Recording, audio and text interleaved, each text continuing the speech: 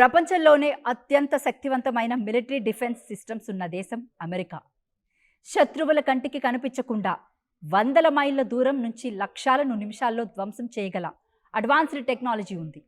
ఇలాంటి గర్వంతో విర్రవీగిన అమెరికాకు ఇప్పుడు ఇరాన్ రూపంలో ఒక కోలుకోలేని షాక్ తగిలింది. అమెరికా ఎంతో ప్రతిష్టాత్మకంగా భావించే MQ-9 రీపర్ డ్రోన్స్లో ఏకంగా 45 డ్రోన్లు నేలమట్టమయ్యాయి. అమెరికా దగ్గరున్న మొత్తం వ్యూహాత్మక డ్రోన్ బలగంలో ఇది 25% నష్టం. అంటే దాదాపు $1.3 బిలియన్ నష్టం జరిగింది. మరి ఈ ఆయుధాలు ఫెయిల్ అవ్వడానికి కారణాలేంటి? అమెరికా సైనిక వ్యూహాల్లో ఏ రకమైన సంక్షోభం నెలకొంది? ముఖ్యంగా ఇదే రీపర్ డ్రోన్ కోసం బిలియన్ల కొద్దీ డాలర్లు ఒప్పందం చేసుకున్న మన భారత్కు ఎలాంటి నష్టం ఉండబోతుందో ఈ స్టోరీలో తెలుసుకుందాం.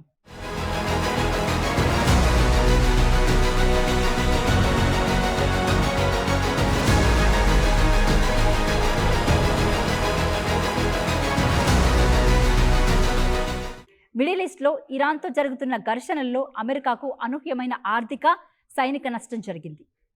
అమెరికా వైమానిక దళానికి గుండెకాయ లాంటి MQ-9 రీపర్ డ్రోన్స్ ఏకంగా 45 ధ్వంసమయ్యాయని ప్రముఖ మీడియా సంస్థ వాషింగ్టన్ పోస్ట్ తన ఇన్వెస్టిగేటివ్ రిపోర్ట్లో స్పష్టం చేసింది.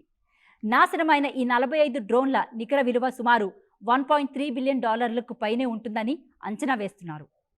మన భారత కరెన్సీలో ఇది దాదాపు 11,000 కోట్లకు పైనే నష్టం జరిగింది. ఒక్కో MQ-9 రీపర్ డ్రోన్ ప్రాథమిక ధర దాదాపు $30 మిలియన్ ఉంటుంది. ఇక దానిపై అమర్చే అత్యాధునిక సెన్సర్లు, థర్మల్ కెమెరాలు, శాటిలైట్ కమ్యూనికేషన్ సిస్టమ్స్ కలిపి దాని ఖరీదు $50 మిలియన్ అంటే 400 కోట్ల పైనే ఉంటుంది. ఇంతటి ఖరీదైన ఆయుధ వ్యవస్థల పదుల సంఖ్యలో నాశనం కావడం అమెరికా పన్ను చెల్లింపుదారులపై పెనుభారంగా మారుతుంది. ఈ సమస్య తీవ్రత మరింత అర్థం కావాలంటే అసలు MQ-9 రీపర్ డ్రోన్లు ప్రాముఖ్యత ఏంటో మనం తెలుసుకోవాలి.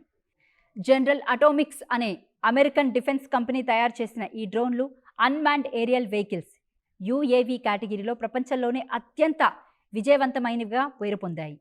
సుమారు 50,000 అడుగుల ఎత్తు వరకు ఎగరగలడం, వరుసగా 27 గంటల పాటు గాల్లోనే ఉండి శత్రువుల కదలికలను నిఘా పెట్టడం వీటి ప్రత్యేకత. అంతేకాకుండా ఇవి కేవలం నిఘాకే పరిమితం కాకుండా హెల్ప్ ఫైర్ మిసైల్స్, జైడం బాంబులను మోసుకెళ్లి ఖచ్చితమైన పిన్ పాయింట్ దాడులు చేయగలవు. 2020లో ఇరాన్ ఆర్మీ జనరల్ కాసిం సులేమానీని బగ్దాద్ ఎయిర్పోర్ట్ వద్ద దాడులు చేయడానికి, అలాగే అల్-ఖైదా నేత ఆయమన్ అల్ జవాహిర్ని ఆఫ్ఘనిస్తాన్లో అంతం చేయడానికి అమెరికా ఈ MQ-9 రిపేర్ డ్రోన్లని ఉపయోగించింది. ఇలాంటి ట్రాక్ రికార్డున్న డ్రోన్లు ఇప్పుడు ఇరాన్ ముందు వరుసగా కూలిపోతుండడమే అమెరికాను ఆశ్చర్యానికి గురిచేస్తుంది. అగ్రరాజ్యం గర్వంగా చెప్పుకునే ఈ డ్రోన్లు ఇరాన్ క్షిపణి వ్యవస్థల ముందు ఎందుకు చేతులెత్తేశాయనే దానిపై డిఫెన్స్ నిపుణులు పలు కారణాలు చెబుతున్నారు. అవేంటంటే MQ-9 రీపర్ డ్రోన్లను ప్రధానంగా ఆఫ్ఘనిస్తాన్, ఇరాక్, యెమెన్ వంటి ప్రదేశాల్లో ఉగ్రవాద వ్యతిరేక చర్యల కోసం డిజైన్ చేశారు. ఆ ప్రాంతాల్లో ఉగ్రవాదుల దగ్గర కేవలం చేతి ఆయుధాలు తప్ప ఎలాంటి అడ్వాన్స్డ్ ఎయిర్ డిఫెన్స్ సిస్టమ్స్ ఉండేవి కావు. కానీ ఇరాన్ విషయానికి వస్తే పరిస్థితి పూర్తిగా వేరు. ఇరాన్ వద్ద సేవం, ఖోర్దోద్, బాబర్ 373 వంటి స్వదేశీ అత్యాధునిక ఎయిర్ డిఫెన్స్ మిసైల్స్ సిస్టమ్స్ ఉన్నాయి. రీపర్ డ్రోన్లు అనేవి స్టీల్త్ టెక్నాలజీ లేనివి. అంటే ఇవి రాడర్లకు చాలా స్పష్టంగా కనిపిస్తాయి. పైగా ఇవి గంటకు కేవలం 300 నుండి 400 కిలోమీటర్ల వేగంతో చాలా నెమ్మదిగా ప్రయాణిస్తాయి. దీనివల్ల ఇరాన్ ఉపరితలం నుండి గాల్లోకి పేల్చే క్షిపణులకు ఈ డ్రోన్లు సులభమైన టార్గెట్లుగా మారిపోతున్నాయి. కేవలం క్షిపణి దాడులే కాకుండా సాంకేతిక లోపాలు, ఇరాన్ ఉపయోగిస్తున్న ఎలక్ట్రానిక్ వార్ఫేర్ కూడా ఈ డ్రోన్లు పతనానికి మరొక ప్రధాన కారణం. రీపర్ డ్రోన్లు పూర్తిగా శాటిలైట్ లింక్స్, రిమోట్ పైలట్ల కంట్రోల్ ఆధారంగా పనిచేస్తాయి. ఇరాన్ దళాలు శక్తివంతమైన జామర్ల ద్వారా ఈ డ్రోన్ల శాటిలైట్ కమ్యూనికేషన్ సిగ్నల్స్కు అంతరాయం కలిగిస్తున్నాయి. ఈ సిగ్నల్ కట్ అవ్వగానే డ్రోన్లు కంట్రోల్ తప్పి సముద్రంలో లేదా ఎడారి ప్రాంతాల్లో కూలిపోతున్నాయి. దీనికి తోడు మిడిల్ ఈస్ట్లో అమెరికా సైనిక స్థావరాలు, రన్వేలపై ఇరాన్, దాని మద్దతు దళాలు జరిపిన డ్రోన్, మిసైల్ దాడుల్లో నేలపై ఉన్న కొన్ని రీపర్ డ్రోన్లు కూడా పూర్తిగా నాశనమయ్యాయి. ఇలా గాల్లోనే నేలపై అమెరికా డ్రోన్ దళం విపరీతమైన నష్టాన్ని మూటగట్టుకుంది. ఒక్కో MQ రీపర్ డ్రోన్ విలువ 400 కోట్లు. అలాంటి 45 వరకు డ్రోన్లు నాశనమయ్యాయంటే పరిస్థితి ఎంత తీవ్రంగా ఉందో అర్థం చేసుకోవచ్చు. టెక్నాలజీలో మేమే కింగ్స్ అని చెప్పుకునే అమెరికాకు తన సైనిక వ్యూహాల్లో ఈ లోపాలను చూస్తుంటే ఇప్పుడున్న ఆధునిక యుద్ధతంత్రం ఎంత వేగంగా మారిపోతుందో స్పష్టమవుతుంది. ఈ భారీ నష్టంతో అమెరికా వద్ద ఉన్న డ్రోన్లు ఇన్వెంటరీ కూడా తీవ్రమైన సంక్షోభంలో పడింది. యుద్ధం ప్రారంభం కావడానికి ముందు America air force, marine crops వద్ద కలిపి మొత్తం 185 రీపర్ డ్రోన్లు అందుబాటులో ఉండేవి. అయితే ఇప్పుడు ఆ సంఖ్య ఏకంగా 135కు పడిపోయింది. ప్రపంచవ్యాప్తంగా వివిధ ప్రాంతాల్లో అమెరికా తన గ్లోబల్ ఆపరేషన్స్ సమర్థవంతంగా నిర్వహించాలంటే కనీసం 189 డ్రోన్లు అవసరం. అంటే ఉండాల్సిన కనీస అవసరం కంటే ప్రస్తుతం చాలా తక్కువ సంఖ్యలో డ్రోన్లు మాత్రమే ఇప్పుడు అమెరికా వద్ద అందుబాటులో ఉన్నాయి. అన్నిటికంటే పెద్ద సమస్య ఏంటంటే ఈ MQ-9 రీపర్ డ్రోన్లను తయారు చేసే జనరల్ ఆటోమిక్స్ సంస్థ 2025లోనే వీటి ప్రొడక్షన్ లైన్ను నిలిపివేస్తున్నట్లు ప్రకటించింది. దాంతో కోల్పోయిన 45 డ్రోన్లను తక్షణమే తయారు చేసి భర్తీ చేయడం పెంటగాన్కు దాదాపు అసాధ్యంగా మారింది. ఈ నష్టం కేవలం అమెరికాకు మాత్రమే పరిమితమైన అంశం కాదు. ఈ పరిణామాలు ఇప్పుడు భారతదేశ రక్షణ రంగాన్ని కూడా తీవ్ర ఆలోచనలో పడేశాయి. ఎందుకంటే అమెరికా కోల్పోతున్న ఇదే MQ-9 రీపర్ డ్రోన్లను కొనుగోలు చేయడానికి భారత్ ఇప్పటికే ఒప్పందం చేసుకుంది.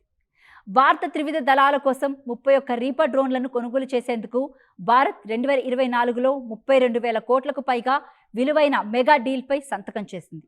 ఈ డ్రోన్ల డెలివరీలు 2029 నుంచి ప్రారంభం కానున్నాయి. అయితే ఇరాన్తో జరుగుతున్న ఘర్షణలో రీపర్ డ్రోన్లు వరుసగా కూలిపోతున్న దృశ్యాలు చూస్తుంటే భవిష్యత్తులో చైనా లేదా పాకిస్తాన్ సరిహద్దుల్లోని advanced radar air defence systems ముందు ఇవి ఎంతవరకు రక్షణగా ఉంటాయనేది ఇప్పుడు ఆందోళన రేపుతుంది. భారతదేశం కొనుగోలు చేస్తున్న MQ-9B వర్షన్ అమెరికా వాడుతున్న పాత MQ-9A కంటే మెరుగైన ఆటోమేషన్ ఉంటుంది. ఎక్కువ పేలోడ్, అధునాతన రాడర్ వ్యవస్థలను కలిగి ఉన్నప్పటికీ స్టీల్త్ లేకపోవడం, తక్కువ వేగం అనేవి కూడా వాటికి బలహీనతే. చైనా వద్ద అత్యంత ప్రమాదకరమైన S-400 HQ-9 ఎయిర్ డిఫెన్స్ క్షిపణులు ఉన్నాయి. ఇరాన్ సాధారణ క్షిపణులకే రీపర్లు కూలిపోతుంటే చైనా, పాక్ సరిహద్దుల్లో వీటిని మోహరించడం ఎంతవరకు సురక్షితం అనే ప్రశ్నలు తలెత్తుతున్నాయి. అందుకే భారత్ మన స్వదేశీ డిఫెన్స్ సిస్టమ్ను మరింత బలోపేతం చేసుకోవాలని రక్షణ నిపుణులు చెబుతున్నారు. అమెరికా కూడా ఇప్పుడు పాత రీపర్ డ్రోన్ల స్థానంలో అత్యాధునిక నెక్స్ట్ జనరేషన్ స్టెల్త్ డ్రోన్స్ వైపు వేగంగా దృష్టి మళ్లిస్తుంది. ఈ ఆధునిక కాలంలో సాంకేతికత ఎంత వేగంగా మారుతుందో అగ్రరాజ్యాలు కూడా చిన్న పొరపాట్లకు ఎంతటి భారీ మూల్యం చెల్లించుకోవాల్సి వస్తుందో ఈ రీపర్ డ్రోన్లు ఘటన స్పష్టం చేస్తుంది. మరి అమెరికా నుంచి భారత్ 31 రీపర్ డ్రోన్లను 32,000 కోట్లతో కొనుగోలు చేయడం సరైన నిర్ణయమేనా, లేదా మనమే అడ్వాన్స్డ్ టెక్నాలజీతో స్టెల్త్ డ్రోన్లను డెవలప్ చేసుకోవడం మంచిదా? దీనిపై మీ అభిప్రాయాన్ని కామెంట్ చేయండి. ఇలాంటి మరిన్ని వీడియోల కోసం మన ఆస్ట్రీమ్ ఛానల్ను ఇప్పుడే సబ్స్క్రైబ్ చేసుకోండి.